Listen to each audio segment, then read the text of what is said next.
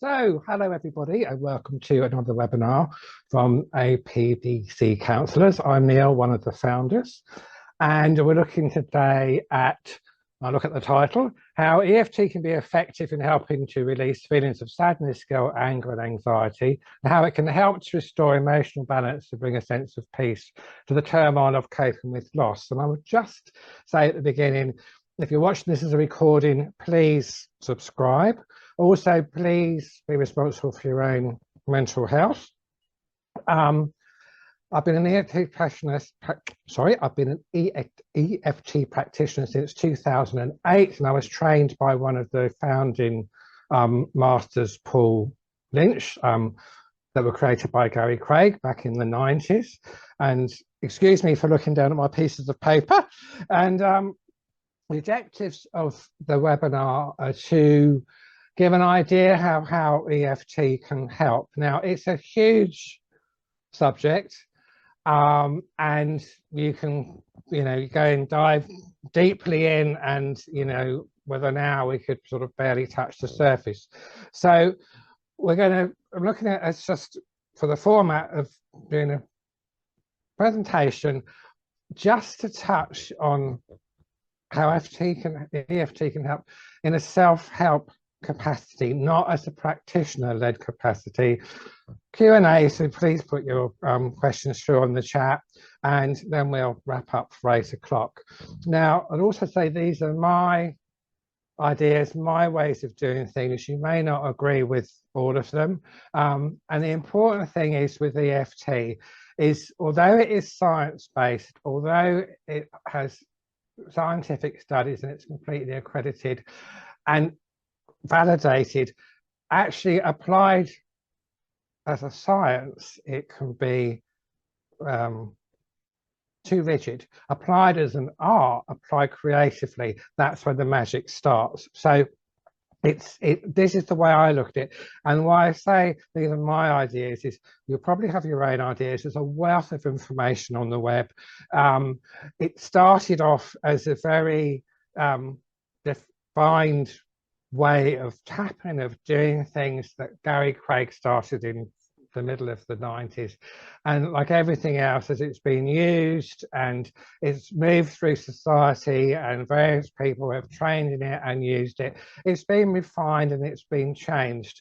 And the important thing is to find a way that suits you. And what I would suggest to start off with is, there's loads of resources on the web. There's loads and loads of books. If you're interested in, read up, look at YouTube videos, see what's out there, and find someone that resonates with you. Find somebody who uses a method that resonates with you. Now, every method I've ever seen is rooted in Gary Craig's original protocol, but people put different emphasis on things, they use it in different ways. So if you are interested, find a way that resonates with you. And if you do want to recommend it to clients, to say, maybe have a go at this, see what it does for you, maybe have a little armory of options. So, you've got a client that's more likely to perhaps to engage with this person or engage with that person. So you, rather than having to go off and necessarily search for themselves, is have a little armory of a little toolbox saying, well, this person might resonate. You have a look, but there's lots of information on the web, but this might be a good place for you to start. Because the one thing we're not trying to do is give somebody more work or more burden or overload them anything else. So if we can give them a little kind of like heads up that maybe this would be a great place to look, then I think that's all to the good. And I particularly like, and I apologize, I did have some slides for you, but at the last moment I've had to change laptops, and so the slides have gone west, I'm afraid. So you're just going to have to look at my ugly mug. The three resources I particularly like are the Tapping Solution, which is the Ortner family, and Tapping Q&A, which is Jean Monterostelli. And both of those show you how to tap, where to tap, and there's an absolute wealth of information, and you can't go wrong if you're starting off on one that's kind of like a book that covers everything with EFT for Dummies, one of the for Dummies books, which is kind of a bit dated now, and it's a bit dated the way it does things, but it is a real kind of like mine of information, and it's got great for listing ways of doing things, and it's sort of explaining how things work. As I say, it's not it's more, if you like, I'd say a manual than something completely creative, but it's a very good place to start. And if you're recommending someone to buy a book, then I would, you know, you couldn't go wrong with that one. Now the other thing is when EFT first started, it was usually done in one way and one way only. It didn't matter what you were working on, it didn't matter why you were working on it, you used the same kind of like method of EFT, and that was it, because there wasn't any creativity to start off with, because it was something new, so everybody did it the same way. The creativity really only came later. But what I'm talking about today is EFT for self-help. So I'm not talking about deep work, trying to perhaps overcome a phobia, trying to work with limiting beliefs, trying to kind of like add it into perhaps a coaching session so you can go on the stage and speak to, you know, Wembley Arena or anything like that. What I'm talking about is very simple EFT for self-help, for some of the emotions that come up in grief, and to bring that emotional balance back. So we're talking about almost like first aid, perhaps a bit more than first aid, but something very simple. And we're not looking to dive deeply into going back into, you know, like something that suddenly pops up from, you know, 20 years ago or in your childhood. It might happen, and we'll talk about that a bit later on, but what we're really talking about is tapping in the present for those feelings of anger, guilt, the grief, sadness, and trying to bring an emotional balance back now, rather than, you know, using the power of EFT to like go backwards, because we're talking about it helping with what's going on right now.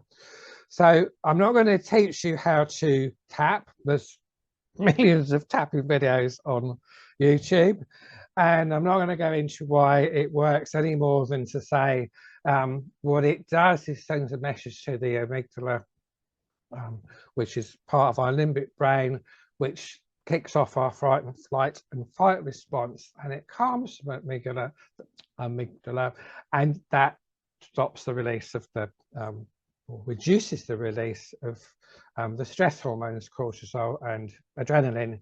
And some people also like to say it's like acupuncture without the needles, and it works on the energy meridians around the body. And as you have a problem, a feeling, an emotion, got disruption in your energy system, when you tap on the various points, it actually clears that, and then the problem reduces, perhaps goes away. So that's very, very simple of the way that it works. But again, on the web, there's a wealth of resources that you can tap into, and, you know, really like hone down onto all of the scientific studies on it. So, and we're not going to do that now. So it's really, how can it help? How can it be effective? And just as the list, it's practical, it's easy to do, it's accessible, it's discreet. You can be in a meeting and you can use the points and the fingers under the table. You can do it on the bus, you can do it in a taxi, you can do it walking down the street, you can do it in your car. There's no kind of real situation I can think of where I wouldn't apply EFT. It works well as a standalone, but it also works brilliantly with other methods. If you were using journaling, artwork, if you've got a customer client that likes to write poems, etc., anything they want to do, which is part of their grief process journey, EFT works brilliantly with it, and I'll come to that a bit later. It's self-paced. As a self-help tool, you choose when you apply it. You choose how often you apply it. You are in control of it. And that's another part of why it can be so effective, because when we feel that we've lost control in grief, it actually gives us something practical to do, where we can say we are completely in control of this. We're in control of actually tapping around the points, and we're in control of actually what we're saying as well. So we're getting back a sense of control when control has been lost. And as part of that, I believe that it moves us from being in a passive stance to an active stance. So we've got an emotion or we've got a feeling, and we're thinking, I don't know what to do with this. It's becoming overwhelming. It's, you know, I can't think straight because of this, etc. But I'm going to have to ride it out. And that, yes, that's part of the grief process. We face our feelings and, you know, we accept them and we go with them. But with EFT, we don't have to be passive. We can actually tap on that feeling. We can tap on how that feels in our body. We can name where it is in our body. We can give it a shape. We can give it a color if we want to. And, you know, we suddenly, from rather than just it being something that's happening to us, we can engage with it. And, you know, we can kind of run with it and investigate it. So it's like we're actively engaged with it rather than it just happening. One of the other things it does, and I think it's the crux of all of how EFT helps us, is it calms the flight and fight response. It calms hypervigilance. And in doing that, it takes us from overwhelm to somewhere more grounded and calmer. Now, the degree that it does that depends on the situation, it depends on the tapping, it depends how focused the tapping is, all sorts of variables. But the key thing is it moves us from overwhelm and flight and fight back into calmer waters. And when we move back into calmer waters, our cognitive functions start again. So we're flight and fight and we don't need to think, we just need to run and get out of a situation, will bring us back down to a calmer situation. We're able to start to think again. And if you like, rational thought can return. And when rational thought returns, because we're not being driven by those stress hormones, our perspective is also likely to alter, and we can actually start to see what we're faced with. We can actually kind of like get ourselves out of that kind of panic. We can get ourselves out of that overwhelm and actually really kind of see what we're dealing with, rather than this huge kind of like blob of grief or anger or whatever it might be. We're able to kind of like step back. So we helps us become objective where before we've been subjective. One of the other things I really like about EFT is it also helps us to set up our day. So we wake up and immediately we are in our grief emotions. We are everything sort of like suddenly we realize we've woken up and nothing's different, nothing's changed, and we're back kind of like where we were yesterday, and here we go again. And one of the things using EFT does is it says, I'm going to actively set up my day. I'm going to actively make a decision to say, I would like my day to go like this, so I'm open to my day going like this, rather than I'll go with the flow. And there's nothing wrong in going with the flow, and it's best if we can go with the flow and deal with what comes up at the time. But it sets intention, and it sort of sets intention in a calm kind of like calm kind of like where we're not overwhelmed with, oh my god, I don't know what I'm going to do, I don't know how it's going to go. We've got calm intention about how it's going to be. So I said I wasn't going to teach you any EFT, but if we were doing a round of tapping, we would perhaps be saying, yes, I'm grieving. Yes, I'm overwhelmed. Yes, I'm frustrated. Yes, I'm feeling wretched, but I'm open to whatever comes up today, and I'm open to that changing. Now, we don't know what it might change to, we don't know how it might change, but what we're stating is we're open to it. We're telling our nervous system, it's like, you know, we're open to the possibility of change. And that's another thing EFT allows. It was kind of not a mistake that Gary Craig, right back in the early days when he kind of developed EFT, called his website and one of the things the Palace of Possibilities, which is basically there's all possibility, and we have the choice of engaging with those possibilities. But start off with, we don't necessarily know that we have the choice, because everything's masked by limiting beliefs, by our condition, if you like. And in this case, what we're talking about is the grief that we're feeling.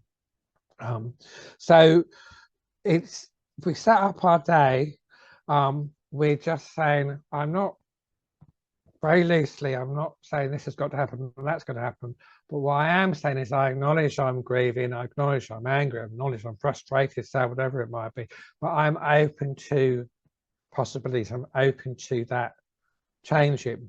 And one of the reasons that I find that so powerful and it's important is because in grief, often one of the things that we do is, as much as we want to change and we don't want to be in grief, and we say to ourselves, or many people say to themselves, well, I don't want to be in grief, but the only thing that's going to get me out of grief is if we bring back Sooty, for instance. And I'm sorry if Sooty triggers anybody using that name, but it's the first one that came to my head. So the only thing that's going to help is by bring back Sooty, and then my grief will be gone. Well, we know that can't happen. So we then are in grief, and then we feel we need to be in grief to validate how we feel about Sooty, to validate our sadness, to validate all of the emotions that go with grief.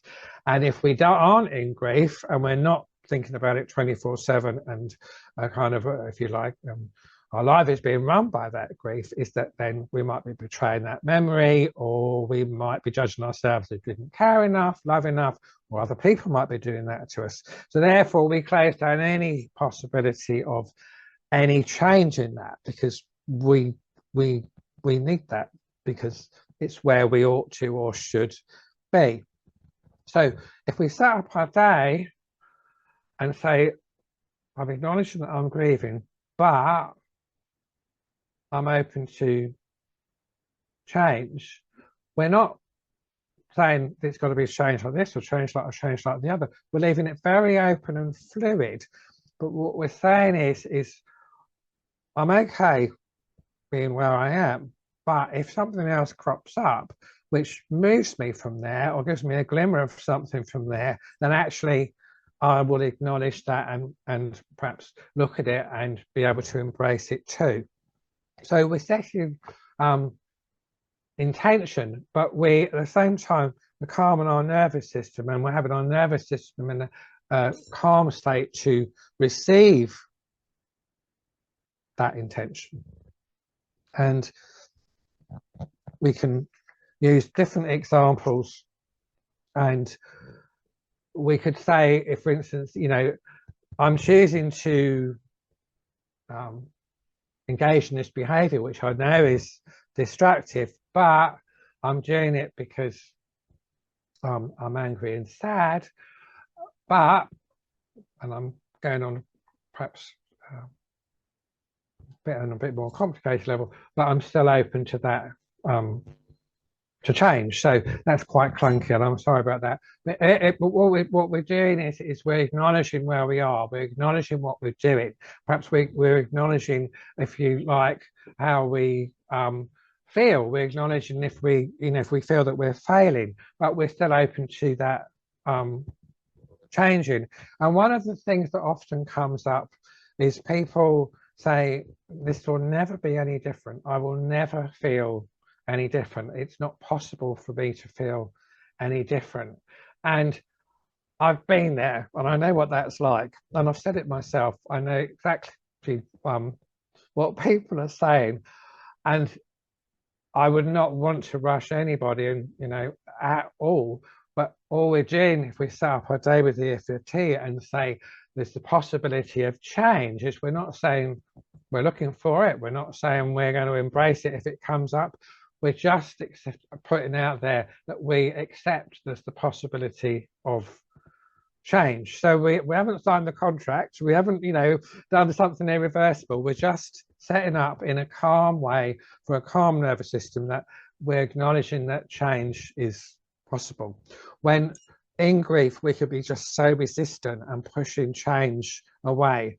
Any change, positive change, we'll embrace negative change. And if somebody says, oh, things are probably going to get worse before they, then you can go, yeah, I buy into that. But positive change, we're very often pushed away. So this allows any kind of change. But what I'm really talking about here is the possibility of positive change. And if we do that with a calm nervous system, then we've got more chance of, if you like, recognizing it and giving it some kind of credence if it happens. One of the other things that EFT does brilliantly, and I'm moving through my pieces of paper again, I'm sorry, is it works really well with grief models. And one of my favorites is the dual process model. And just an outline of that is it's got loss-based behavior and restoration-based behavior. And if people are engaging in loss-based behavior, EFT can help soften the sadness. I'll come to guilt in a minute. Suffer anxiety, and kind of just bring down the stress and engage in those behaviors. But if we go to the restoration side, when maybe we're having that cup of coffee with a friend, maybe we are looking at the possibility of a new normal, where we are realizing that we've got to get on with things. All of those things, we can have a huge amount of resistance because we don't want to move on. We don't want to move away. We are just kind of, it's a huge challenge, could be a huge challenge, although it's part of the process and it's a natural part of the process. We're kind of like, we will push. It's like, no, I can't do that. I can't do that. I'm not honoring sort of his memory. I'm not, it's too quick. It's too early. It's like, what will people think of me? All of these things. And if we use the EFT on that resistance, we kind of, again, bring ourselves down to a calmer level. We bring ourselves down to where we can think straight, and we bring ourselves down where we're better able to accept that, you know what, I had the cup of coffee and I went to the cinema and I did this or did this and the other, and actually, it was okay. And I can acknowledge that I felt better, but I haven't forgotten them, and it's okay. And life is still not great. One man has happened. It's not going to make life great. But it's the kind of thing where we've got a natural process, but EFT eases that restoration behavior. It allows us, again, to be open to change. It allows us to be open to the flow of the grieving process without putting resistance in the way. Now, that's very simplified. It's just kind of like an idea, and like showing things in a linear way. But that's what EFT can help do. Now, where am I? Guilt,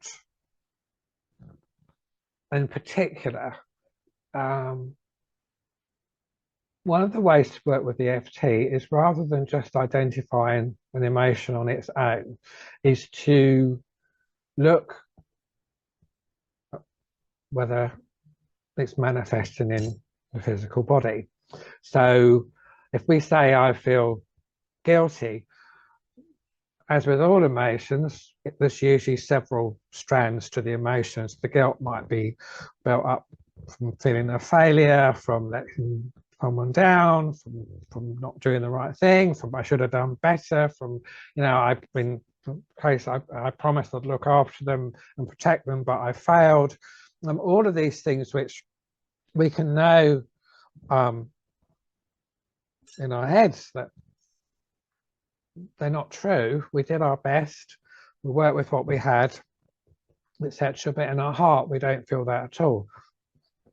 Very often with guilt, one of the easiest ways I find to work with it is, rather than just saying I feel guilty because I let Sooty down, I should have done more for Sooty, or I should have stood up for Sooty, is work with the feeling that it brings up in your body, if it brings up a feeling in your body, because it's an easy way in, if you like, rather than trying to kind of like work with guilt, which can work on so many different levels. And also, as with any emotion, very often what we're feeling in the present is driven by our experiences in the past, and guilt's no exception. And often how we've handled situations in the past or been made to feel in the past leads us to feeling guilty and brings up regret too. And so I find with guilt, it's very often easier, rather than just thinking about what everything guilt entails, is like, where is it in your body? And when I say that, I mean, if you think about guilt that I let Sooty down, is okay, so I've got a tight feeling in my stomach, and you can even name that and say what color is it, what shape is it, what size is it, does it have a weight? You can go, you can refine that as much as you want to, but I would, for self-help, perhaps just start with, where is it in your body? In my stomach. So does it have a color? Yes, it's red. Does it have a shape? Yes, it's like a jagged rock. And use that as red jagged rock guilt in my stomach, if you're naming when you're doing a round of tapping. So I, just to give an example, and so I wasn't going to teach EFT, is I don't like the original setup phrases used in the EFT, which were, even though I have this, whatever it might be, I deeply and completely accept myself, because you're already setting yourself up for resistance, because you might not deeply and completely, not even say love and accept yourself. And they're really not the issues. We're tapping on issues for grief, anger, anxiety. We've lost our pet. So we don't need to complicate it with that. And what I like is what Gene Montarastelli, who I mentioned earlier, uses. And he just likes the fact of being witness to what is. That's it. Witness to what is. So you're stating a fact and why. So you would just go, you start from the top of the head, and it's like, I recognize the fact that I have this red jagged guilt in my stomach because I let Sooty down. There we are. It's the witness to what's happening and why. No more than that. And uses that as the tapping round, and asking no more of it, not asking to move away from that present moment, not asking to go into the past as perhaps why, or what's driving guilt because of previous experiences. So then why are you having this experience of guilt in the present, even though we know it's driven by letting Sooty down, but why the guilt's manifesting the way that it is. It's not interested. In this instance, it's just bearing witness to what is. And I found that works really brilliantly with guilt, because we're not pressuring the system for answers, and we're not pressuring the system for something instant to happen. We're just telling the system, we recognize the guilt, we know where it is in this present moment, and we've borne witness to it, and if you like, brought down that kind of intense feeling around the guilt to something more grounded. We're not asking for the guilt to go away, but what we're saying is that we've seen it and acknowledged it. And very often something will crop up when you've done the round of tapping, 2 rounds tapping, 3 rounds tapping, whatever it might be, which might think, oh, okay, so I didn't realize that, or I didn't know that. Sometimes just leave it at that, and again, if the guilt comes up, if the guilt later in the day or the next day, she taps some more, like to bring the intensity down. And over maybe a few days, very often what happens is just suddenly everything pops into your mind. It's like, oh, okay, right, okay, there's an insight. Yes, I didn't realize that. Yes, how I'm thinking about that has changed. And these sound like ideals, but actually they do happen. Keep things very, very simple, and magic happens. We're not, again, looking at deep work where we're banging away with a therapist, and actually we're trying to get into the bottom of limiting beliefs. We're trying to get us up on that stage. We're trying to get us on that plane. We're trying to stop us smoking. That's not what it's about. It's about gently bringing down the intensity of the emotion we're feeling and calming the nervous system so we're able to better function in the present. And if by tapping it does bring up things from the past, it does bring up other situations, which it may do, it does lead us to other insights which may be uncomfortable, that maybe we want to work with, then that would be the time to work with a practitioner, an EFT practitioner, if you want to, and kind of do some of the deep work then. And that's it can happen. It doesn't always happen. Sometimes everything just stays in the present. I was going to say it's a risk of starting to kind of like work with emotions, but the majority of the time, if you do the tapping we're talking about, what's working on the emotions to bring down their intensity, it's not going to cause kind of major problems, and you're suddenly going to be transported to 5 years old and something happened, and something's happened, and suddenly it's kind of like there with alarm bells ringing in place. As I say, it could, and that would be the time to, say, work with a practitioner. But most of the time when we're doing the tapping we're talking about and keeping things very simple, and just, as I said earlier, is just bearing witness to what we're feeling at the time, and again I was talking about guilt, then actually we stay in the present and we stay grounded. But I say there could be an overlap. The other way it can help is there are various methods. Some are used just really with a practitioner because you need someone to hold the space, and a practitioner could be a friend. It could be you, as if you felt confident enough as a pet bereavement counsellor, but you would have to be very sure what you were offering and whether you want to move from pet bereavement into being an EFT therapist, and whether you can move backwards and forwards through that. So you'll be very clear about what you're offering as a session and feel comfortable with it. And you don't want to muddy the waters and end up being, neither Arthur nor Martha kind of thing. But there's 3 particular methods, and I'm not going to go into them because there's a lot of information. But when there's been something traumatic, maybe a traumatic euthanasia, an accident,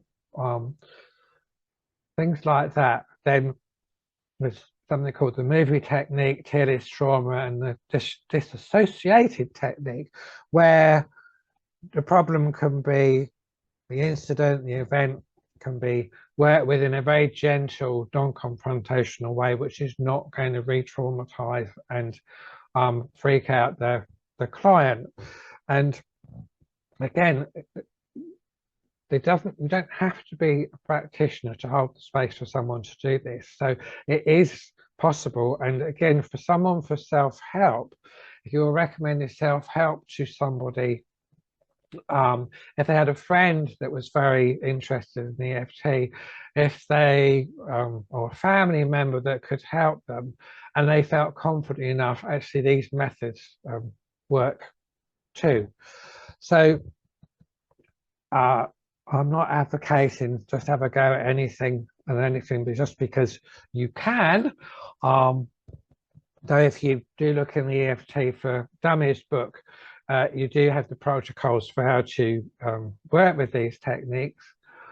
But again, you know, also we can hold ourselves back and not try things when they could actually benefit us. So it's if somebody perhaps has had a little bit of practice at EFT, if somebody knows a little bit about EFT, perhaps it's a bereavement counsellor, you know a bit about EFT and feel confident, then these methods can work brilliantly for traumatic events without re-traumatizing the client, and on their own.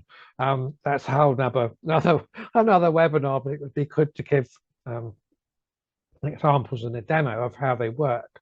But they can really work well with where somebody is, you know, they're having flashbacks to say an accident or euthanasia, flashbacks to, that's the last thing they can see, flashbacks to the smell, perhaps the sounds, to all of this, the way that they were treated.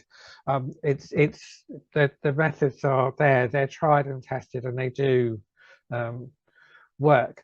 They're a kind of a little bit beyond the scope of self-help on your own, because you really do need someone to be leading you, but they work, and as I say, they're worth a look at, because it would be a shame not to use them, because, you know, we think they're too complicated. They're not complicated, they just need a confident approach. And yeah, and it's like everything, it's staying where you kind of belong, and not trying to do something that you don't feel confident and qualified to do. Now, the other thing that I get, or I've had in the sessions, is people don't want to engage with the EFT because they think it will take away their grief. That's it. They think they're going to tap and my grief will be gone. And that is just kind of, no way is that going to happen to me. I can't let this grief go, because if I let this grief go, then what have I got? Because at the moment, all I've got is my grief, and that's part of my memory, and it's part of the fact that I need to be in this situation because I've had a loss, and I need to honor that loss, and I need to show and feel that I'm suffering, because that's what you're supposed to do. And EFT can't take away grief. It can't take away, magically, just, it cannot take away emotion and feeling. What it does is, we said earlier, is brings you out of flight and fight, softens flight and fight. It starts to turn off that process, and calms the nervous system down, and, if you like, brings your cognitive functions back online. So we're not looking to dissipate grief. We're not asking the magic wand to get rid of grief. What we're saying is, with EFT, is that, if you like, we can help the process of grieving by taking the overwhelm out of it, by reducing the overwhelm. And we talked about, or the title talks about, if I get the title up again, is Bring a Sense of Peace, the Turmoil of Coping with Loss. And when I think of the sense of peace, it's not like, oh, everything's calm and it's wonderful and you know, that's the job done, that's absolutely great. What I when I think about peace is that actually we've got a calmer mind, we've got a calmer approach, we've got more clarity, and it's in itself that brings us more peace because we're not in this huge turmoil. Now you can define grief, define peace how you want to, but that's my kind of definition of not bringing peace and everything being calm and lovely again, but peace in our mind where it's not running at 1,000 miles an hour. And we're actually able to take things step by step and work through them. One of the other things that I also find the EFT brilliant for is you often see on, and I'm sorry if this is controversial, but you often see on pet loss forums, and I'm thinking of one in particular, people saying, oh, you know, the depths of your grief and suffering are an absolute measure of the amount of love and care and engagement and connection that you had with your pet. So the reason you're feeling really wrecked, if you like, and down and depressed, etc., etc., etc., is, you know, buck up, because basically that is showing a measure of your love and care for your pet. So you know what, you should kind of, if you like, be quite glad of it. And it's really damaging because yes, our love and our connection with our pet depends on all sorts of circumstances, but I do not believe your depth of grief and how you feel grief and what grief does to you has got a direct correlation to how much you cared and loved. And it brings up such destructive thoughts in people that, well, I didn't love them then because I don't feel too bad, or I must have loved them because I feel so awful, but then why did I shout at them, and why was I horrible to them, and why did I perhaps you know, do this, that, or the other? Why was I such a terrible owner at times, or pet care, or whatever you want to say it? Why did I do this? Why did I do that? So sometimes these things set up all sorts of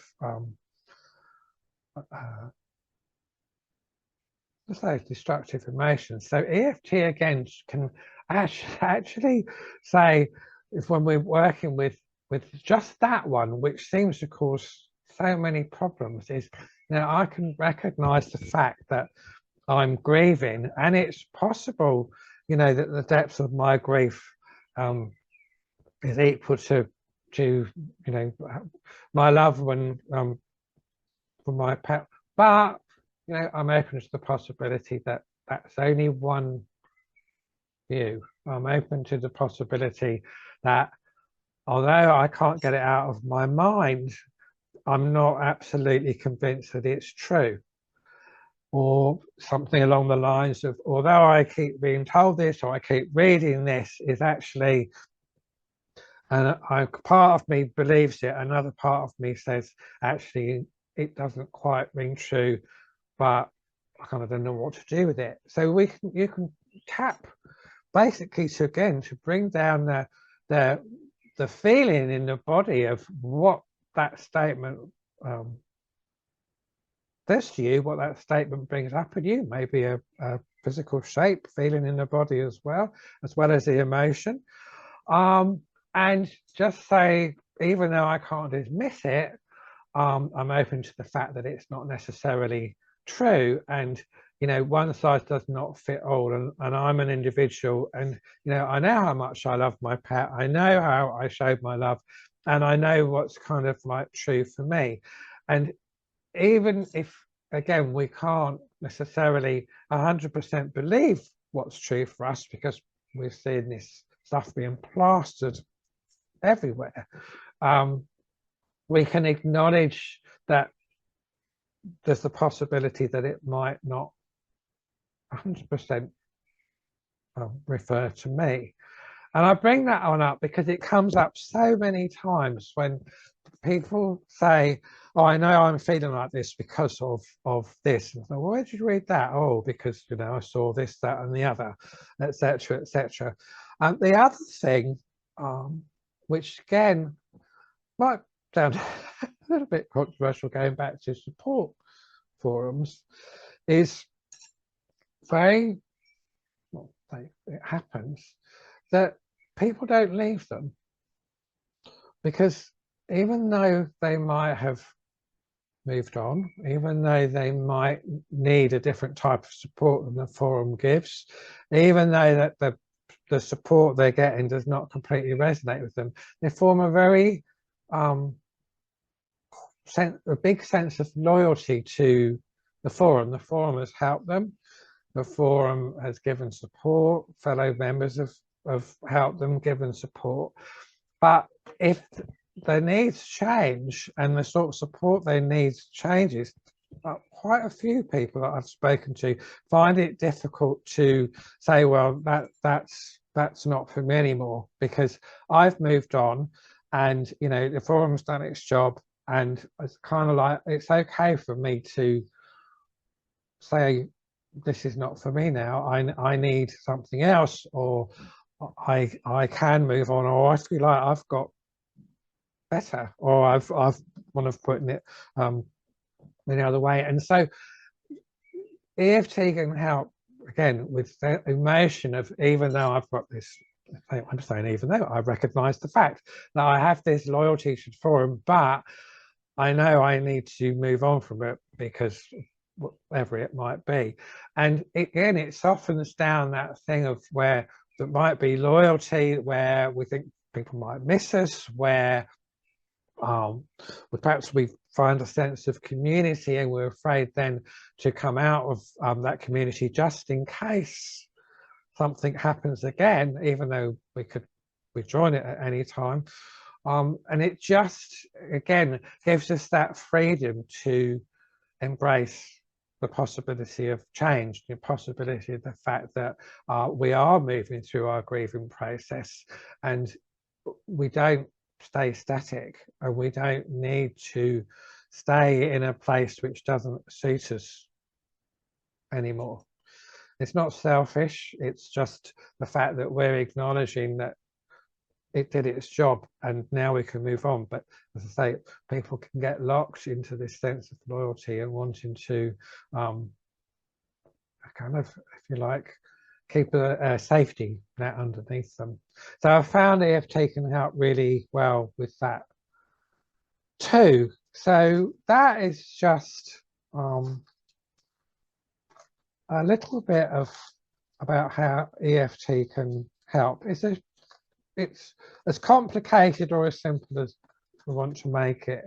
For this, that's just a generalization of what is possible, what could come up with self-help for EFT, how you could perhaps recommend it, and say, you know, just give it a go, don't be afraid. There's tons of stuff out there. As I said, there's celebrities tapping, it's, you know, very sort of like mainstream in the media, and a lot of people think, well, it might not be for me, might not work for me, it might just be, well, it's all right for them, but there's no harm in having a go. And when it comes to recommending it to clients, or even suggesting it to clients, I think they need to be in a certain place. It isn't for everybody every time. It's very much, they've got to be the kind of client that wants to help themselves, who is, if you like, keen to be active, the sort of client that would want to journal, perhaps write poems, perhaps paint pictures, perhaps, you know, engage with let's just say voluntary work, for want of anything better, somewhere where somebody is very keen to engage with with possibility.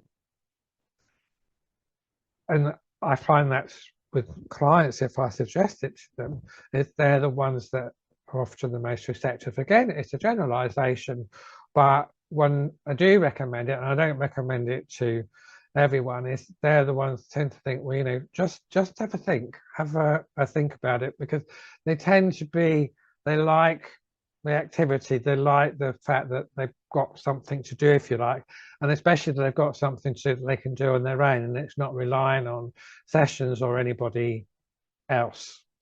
So there we are. Now let's have a look at some of the chat.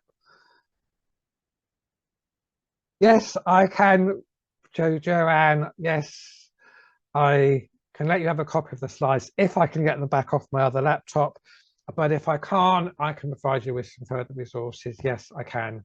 And no problem at all. When you said you're a level 2 practitioner, I haven't used it for years. Well, I'll be honest with you, I haven't been consistent in I haven't been consistent over the 18 years that I've been trained in EFT either. Sometimes, we're resourced with things, and when we're in the mire ourselves, is that like we actually forget that the resources that we've got. So yeah, that's quite a normal one where we don't use the very tools that can help us when they're at our fingertips.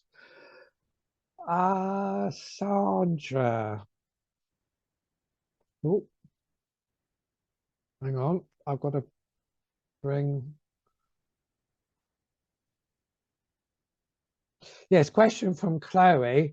Sorry, you've not heard of tapping before. So I was making the assumption here of how EFT can help, rather than actually saying what EFT is and how it works and how you do it. So yes, we're referring to physically tapping on parts of the body. And I would say have a look at tappingqa.com, www.tappingqa.com. It's Gene Montrastelli's website, and he's got some fabulous hundreds and hundreds of podcasts on EFT, but he's also got resources on showing you how to tap, where to tap, what to expect, using phrases to tap on. It's an absolute wealth of information.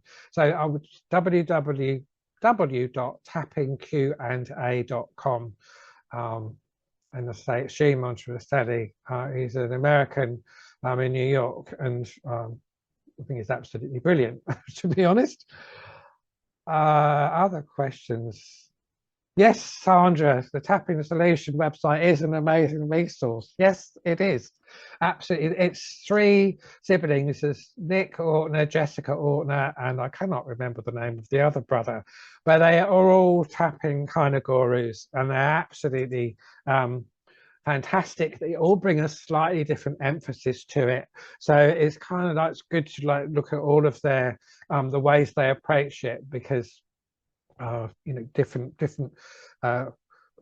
nuances to it, to kind of bring up a resonance in it, and we think, yeah, I kind of like work with this person or follow this person. Have I got all of these chats? Let's have a look. Oh, Sandra.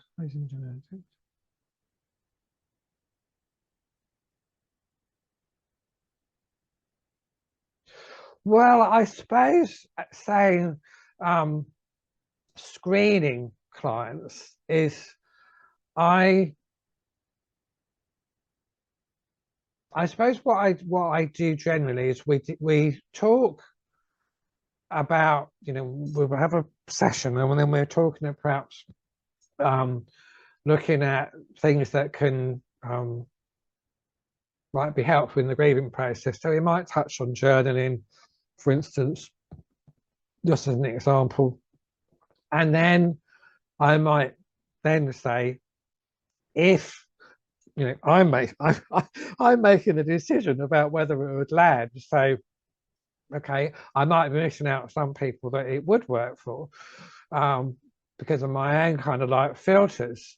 But what do I to do is then I would introduce it then if I feel it might work for them. And I would just introduce saying, have you heard of tapping? Have you heard of EFT? Which would then we could open up a dialogue.